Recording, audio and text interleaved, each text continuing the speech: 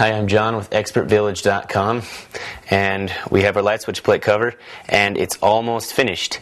All we have to do is seal it. Now, before we seal it, we can do a couple other things. We can add some paint and then let it dry and seal it. We can add some glitter, and I am going to add some glitter, and it's going to be gold. You can just get this at any craft store. Now, before you go ahead and spray it, shake it up real good. You don't want to do this in the house, but we're going to do it in the house anyways because we have an art room for this stuff. Do it in your garage or out on the sidewalk, whatever. Anyways, just get something to put it on because it will overspray and get on your carpet and get on your whatever. So, laying it on there. Now we're just going to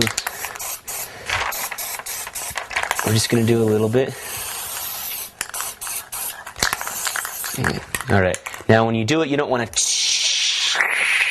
start out here, work in even strokes.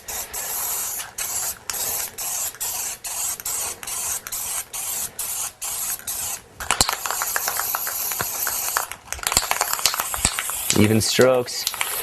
Can's kind of empty. That's okay.